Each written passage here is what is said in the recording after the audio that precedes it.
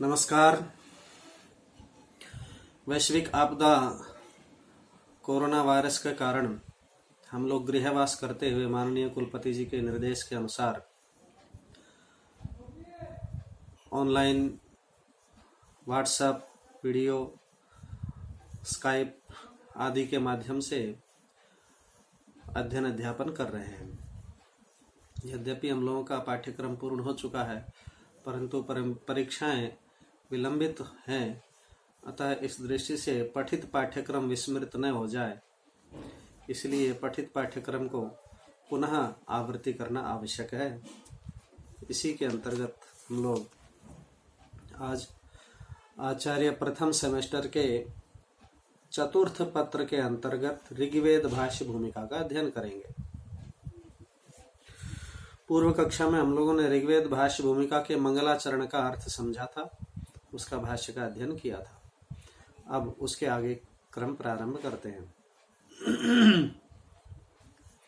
अब यहाँ प्रकरण प्रारंभ होता है कि आचार्य सायण ने सर्वप्रथम यजुर्वेद का व्याख्यान किया और उसके बाद ऋग्वेद का व्याख्यान किया,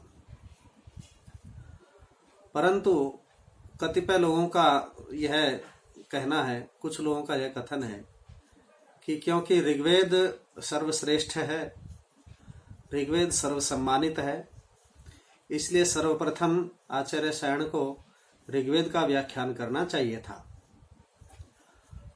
इसी विषयों पर यहाँ पर कि यजुर्वेद का व्याख्यान पहले होना चाहिए कि ऋग्वेद का व्याख्यान पहले होना चाहिए। जो सायण ने किया है, सबसे पहले यजुर्वेद का व्याख्यान किया, उसके बाद सायण ऋग्वेद का किया है।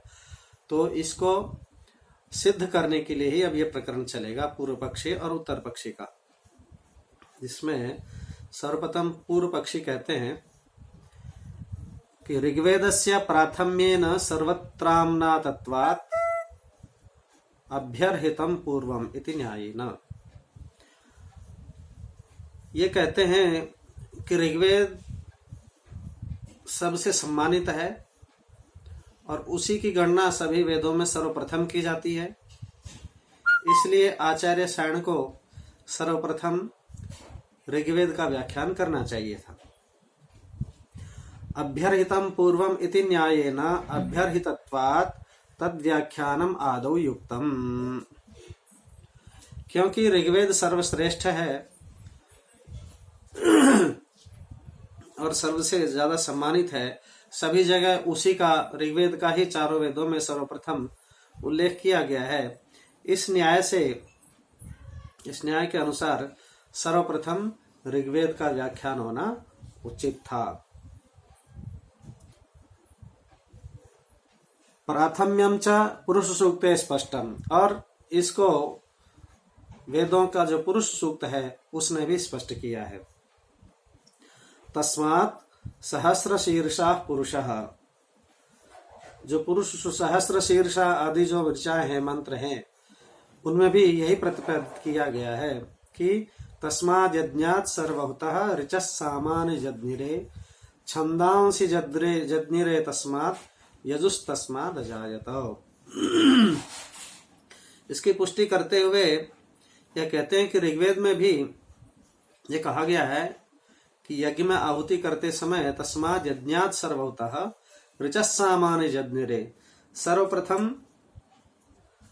परमेश्वर ने ऋग्वेद की ऋचाओं को उत्पन्न किया और उसके पश्चात सामान्य जज्ञिरे, सामों को उत्पन्न किया, और फिर छंदांसि जज्ञिरे तस्मात् यजुस् तस्मात् अजायत। उसके बाद उन्होंने अथर्ववेद छंदों को उत्पन्न किया और फिर यजुर्वेद को उत्पन्न किया। तो यहाँ पर भी ऋग्वेद का सर्वप्रथम आवाहन किया है, उसका उत्पन्न किया है, इसलिए ऋग्वेद का ही व्याख्यान सर्वप्रथम उचित है। परमेश्वरात् यज्ञात् यजनीयात् पूजनीयात् सर्वभूतः सर्वैर्हूयमानात्। अब यहाँ एक प्रश्न जिज्ञासा उठती है कि कोई ऐसा आपत्ति कर सकता है कि भाई यज्ञ में तो इंद्र आदि अनेक देवताओं का आह्वान किया जाता है, इंद्र, अग्नि, मरुत, वरुण, मित्रा, वरुण आदि सभी का आह्वान किया जाता है, तब यहाँ सभी लोग परमेश्वर को के द्वारा ही कैसे आह्वान किया जाता है? सभी का पृथक पृथक आह्वान होना चाहिए, या वहां पर केवल परमेश्वर का ही आह्वान क्यों किया जाता है? इसका उत्तर कहते हैं कि यद्यपि इंद्रादयस्तत्र तत्र हूयन्ते तथापि परमेश्वरस्यैव इंद्रादि रूपेण अवस्थानात् विरोधः।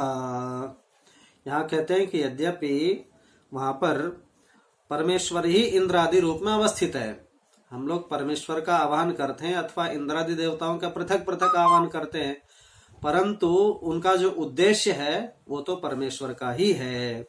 जैसा कि इस मंत्र में कहा गया है, इंद्रम मित्रम वरुणम अग्निमाहुरथो दिव्यस्य सुपर्णो गरुत्मान एकम सद्विप्रा बहुधा वदन्त्यग्निम यमं मातरिश्वानमाहुः। इसमें इंद्र, मित्र, वरुण, अग्नि, दिव्य पंखों वाले गरुड़, ये सभी का हम लोग भले ही पृथक पृथक आवाहन करें, परंतु इन सबके अंदर परमेश्वर तत्व निहित है। इसलिए परमेश्वर को उद्देश्य करके ही हम लोग इन सब का आवाहन करते हैं। इसलिए यहाँ इसका कोई विरोध नहीं है। और वाजनेय संहिता वाले जो लोग हैं, वाजनेय शाखा के जो अध्येता हैं, वह भी इसी मत को पुष्टि करते हैं कि यद्यदमाहुरमुं यजामुं यजेत्येकैकं देवमेतस्यैव सा विसृष्टिरेष उह्ये सर्वे देवाः। बृहदारण्यक में यह पंक्ति आती है। तो वह भी ऐसा ही कहते हैं कि एकैकम देवमेकम, अर्थात एक एक देवता को उद्दिष्ट करके जो यह कहा गया है कि उसका यजन करो, अग्नि का यजन करो, इंद्र का यजन करो, वरुण का यजन करो, यह सब जो पृथक पृथक देवताओं का नाम लेकर के कहा गया है, इसकी रचना तो परमेश्वर ही है। इसके मूल तत्व में परमेश्वर ही निहित हैं, क्योंकि ये परमेश्वर ही सभी देवताओं के रूप में अवस्थित हैं। अतः इन जो उपर्युक्त जो दो उदाहरण दिए गए हैं, एक ऋग्वेद का और एक वाजनेय शाखीय अध्येताओं का के द्वारा, इससे स्पष्ट हो गया है कि परमेश्वर का ही सभी जगह आवाहन किया जाता है। अनेक देवताओं के रूप में परमेश्वर का ही आवाहन किया जाता है। इस प्रकार